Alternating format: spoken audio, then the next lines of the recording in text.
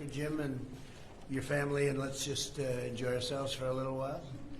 We'll ask Jim to say a few words. I want to hear what he has to say about his great talent, his great running ability. I find athletics to be extraordinary. I love it. Thank you for being here, and today is my privilege to present our nation's highest civilian honor, the Presidential Medal of Freedom, to a legendary athlete and a legendary runner, Olympian and true American patriot, former Congressman Jim Ryun. Jim, congratulations. Fantastic.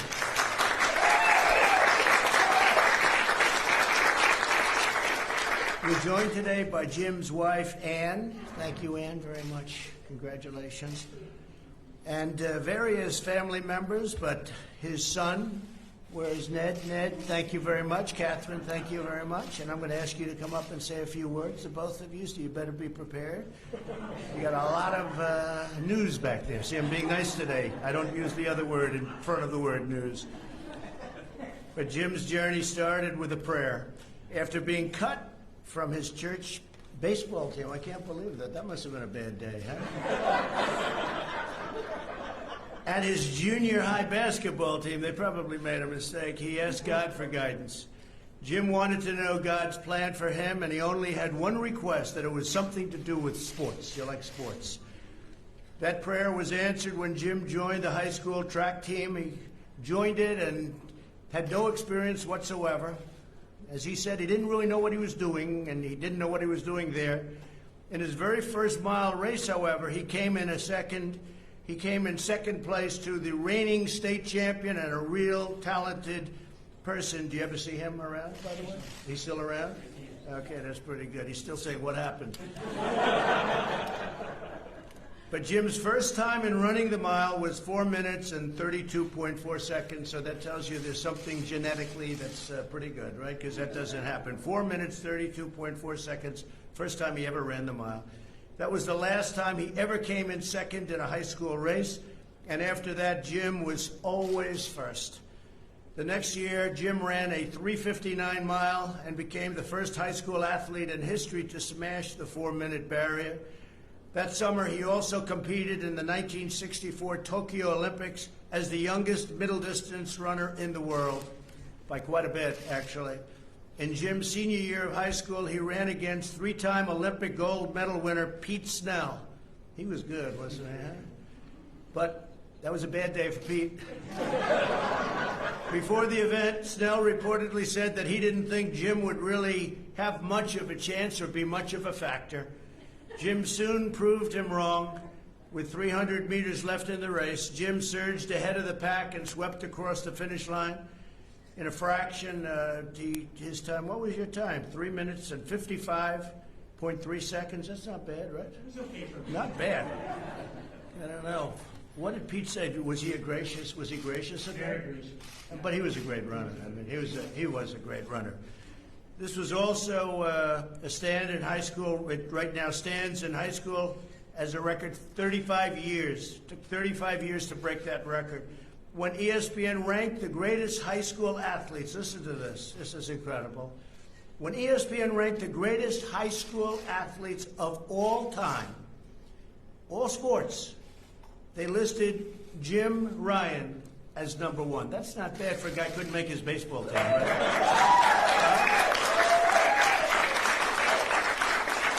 That's really an amazing achievement. That's incredible. Jim continued his extraordinary athletic career at the University of Kansas. In 1966, he set his first world record in the mile at a time of 3 minutes and 51.3 seconds, becoming the first American to do so in more than 3 decades. After the race, a young fan ran up to him and asked for his autograph. That fan would soon become his future wife. That was a good autograph. That was Ann. Oh, you two are so lucky that happened. Huh? I wonder where you'd be, I guess. That's fantastic. Great, Ann. In 1967, Jim ran an incredible 3.511 mile, which would stand as the world record mile for almost a decade. Jim still describes it as the easiest race he ever ran. Is that right? It was magic. Amazing. It was magic. To this day, It's the last time an American set the world record in the mile, so that was a while ago. What is the world record right now? So you're 351. 343. 343 or so, huh? Okay. It's a long time, right? They've training and lots of other things, right? Well, yeah, some of the other things aren't so good. We have breaking news now. This could be the big story today. That's great. But that is some long period of time that he held the record. In 1968, Jim proudly represented Team USA at the Mexico City Olympics and won the silver medal for the 1500. And he competed in 1972 at the Munich Olympics with great distinction. A few years later, Jim retired from running. He had been on the cover of Sports Illustrated 7 times, was ranked Sportsman of the Year in 1966, was inducted into the Kansas Sports Hall of Fame, and received the immortal nickname Master of the Mile. And he was. I remember it. I shouldn't tell you that, but I remember a lot of your races. They weren't even close, actually.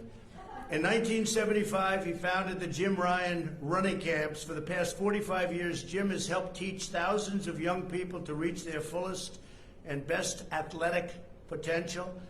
He has been a dedicated mentor to campers and shared in the critical importance of a Christian faith. He's very devoted to Christianity. In 1996, Jim was elected to the House of Representatives, and he went on to serve 5 terms in Congress. I wish we had him now. We have some great people in there, though, I tell you. We have some great, dedicated, hard workers, and they've done a terrific job, right? Wouldn't you say that? I think so. Some really great ones. But he served 5 terms from Kansas, 2nd District. He was a principled, committed, very tough, and beloved lawmaker. That's what they said. He was tough and yet beloved. That's a rare combination. Jim has personified the greatness of our country throughout his life, whether he was running on a track race or whether he was doing anything there was, running an office or running for office. He was always the top person. People respected him more. I've heard it for a long time. I'd ask about him, and they'd say when he was in Washington, he was just a respected person. He's a giant of American athletics, a dedicated public servant, and a man of charity, generosity, and faith. He's a great man, actually. Jim, thank you so much for your unfailing devotion to our country, and congratulations on a lifetime of incredible success, not only athletically. That was obviously a big deal, but what you've done in life and even with your family has been just incredible. So I'd like to congratulate you very much. And before we present you with the incredible, beautiful medal, I'd like to ask maybe Catherine and Ned to come up and say a few words, if you'd like, and talk about your father, please.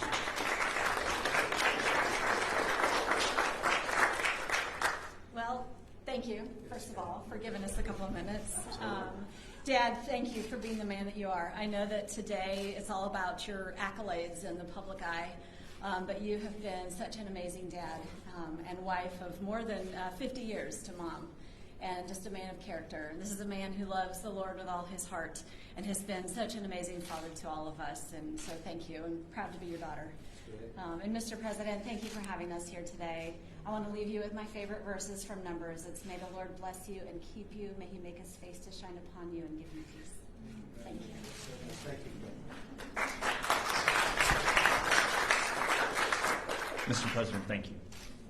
This means a great deal to me. I'm not going to get choked up. I got choked up last night on Tucker, and I told myself I would not do that again, but I just wanted to tell everybody, you know my dad as the miler, as the master of the mile, as the world record holder, as the 3-time Olympian. And I want to tell a story really quick of one of his former colleagues, Jay Dickey, out of Arkansas. And he pulled me aside one day and he said, Ned, there are a lot of people in Congress who think they're all that. They're drunk on power, they're arrogant. He's like, your dad walks the halls as one of the most humble, gracious people I know, but the thing about your dad is there are very few people in the world that can say they were ever the very, very best at what they did in all of the world. In a world full of billions of people, you were the absolute best at what you did. And your dad was. But you would never know that because he's so gracious, he's so kind, and he's so humble. And I tell people this all the time, the sacrifice, everything that went into being the very best in the world, and yet you would never know it. You could have a conversation with my dad, And when he talks with his fans and he gives them autographs and he shares a few moments with them, the graciousness that is displayed as an example to me as his son, and I tell people this all the time, the integrity and the honesty, the nobility that he has shown in life, if I can be half the man that he is, it'll be a triumph. Thank you.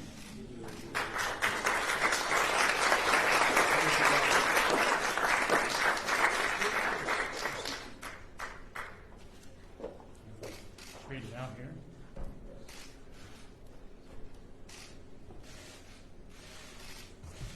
Mr. President, I learned a long time ago when you have such great introduction, thank you for the comments, and you have your children saying wonderful things, it's probably a good idea to find the exit while you're ahead. So I am considering that. However, I want to make some few remarks. Mr. President, thank you. On the behalf of my family, which includes my wife of 51 years, and yes, she did chase me down, our children and grandchildren, our dear friends who have traveled far and wide, thank you for bestowing on me this high honor of the Presidential Medal of Freedom. On behalf of them, I accept that and I thank you for this privilege.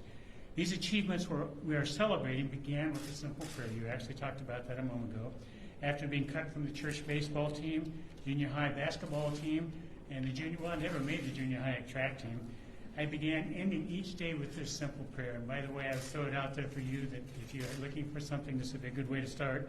Dear God, I'd like my life to amount to something. I believe you have a plan for my life. I'd appreciate your help in figuring it out. And if you could help me out, make a plan that would include sports of some kind, I'd really appreciate it. Thank you, and good night. God indeed show up in a huge way, answering my simple, heartfelt prayer. I finally made my first athletic team, the Wichita East cross-country team, my sophomore year in high school. God gave me a former Marine, Bob Timmons, to coach me. I wasn't even supposed to be at East High School. Southeast High was just down the street from where I live. But as I didn't have plans to go to college, I instead went across town to East High School to go to a Vo-Tech school to be a draftsman so I could follow my father and brother and work at Boeing. But as we know, God works in mysterious ways, his wonders to perform, and in my first year of running, I became the national high school record holder. 18 months after starting to run seriously in 1964, I became the first high school boy to run a mile in 4 minutes, a feat which many had thought impossible until Coach Timmons, who we affectionately called Timmy, had me sit with him on a bus ride from Kansas City back to Wichita in my sophomore year. He told me, Jim, I think you can be the first high schooler to break 4 minutes. Being perfectly honest, I thought at the time he might be just a little crazy. Every reality begins with a dream, a seed of inspiration, and Timmy planted that seed. And I wanted to believe him that maybe, just maybe, it was possible. I committed to it, took ownership, and in the blazing hot summer days and in the bitter cold winters of Kansas, began running 100 miles a week, week after week, month after month, many of them run in the dark after school, all to compress those countless hours and thousands of miles into running 4 laps in less than 4 minutes. Not only would I break the 4-minute mile my junior year in high school, several months later, I would find myself pouring every ounce of strength down the home stretch of the 1964 Olympic trials, making the Olympic team at 1,500 meters, winning by mere feet at the age of 17.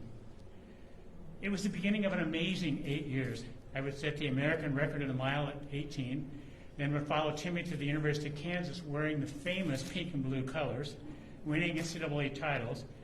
I can still hear our beloved Pat Timmons cheering me on even today. Pat Timmons and Timmy would become godparents to our children, and Ned would become, let me try that again, they were grandparents to our children, and Ned would be the God's father, son of our daughter. I'll get that out. Let me try it one more time.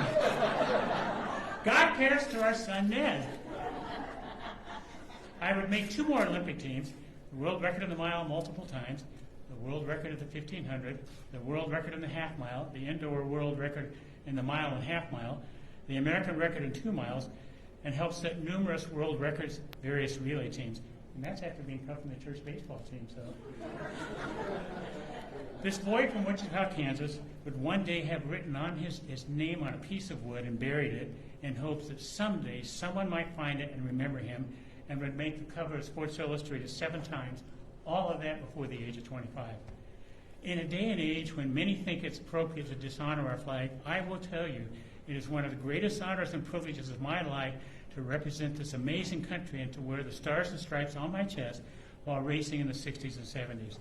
There was such pride and love of country, and I cannot tell you, Mr. President, how much I appreciate your full-throated championing of this great country.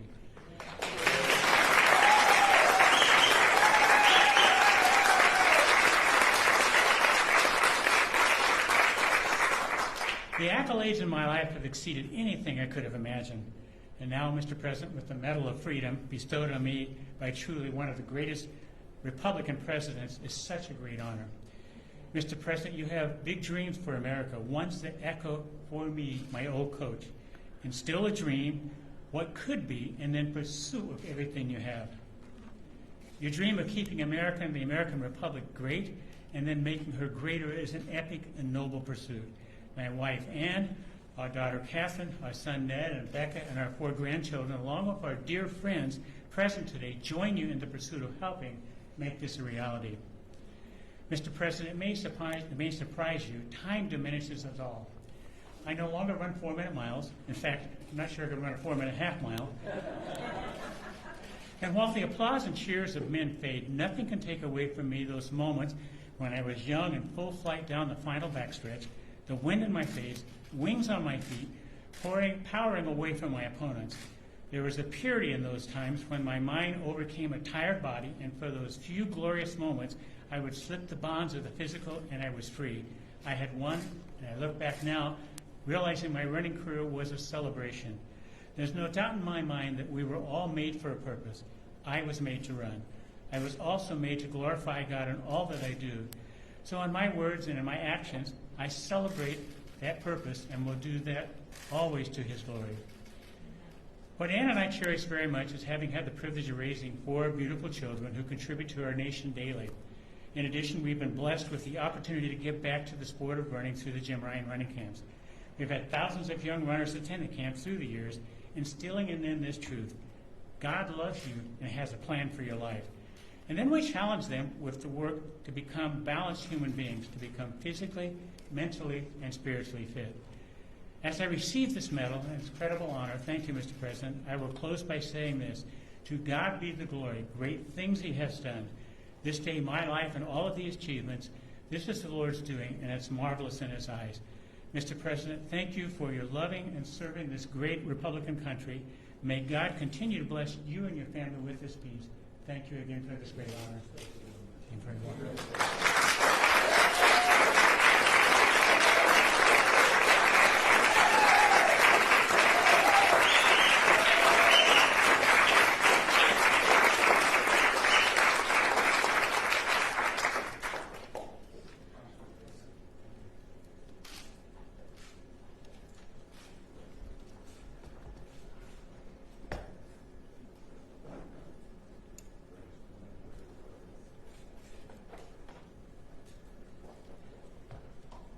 Jim Ryan is a world-class athlete and a highly respected former member of Congress. As one of the best middle-distance runners of all time, he is the last American to hold the world record in the mile run. He proudly represented the United States at the 1968 Summer Olympics, earning a silver medal in the 1,500-meter race. Following his success on the track, Mr. Ryan channeled his patriotism into a noble career in public service, representing the 2nd Congressional District of Kansas for more than a decade, distinguishing himself as a principled conservative. The United States proudly recognizes Jim Ryan for his meritorious contributions to our nation.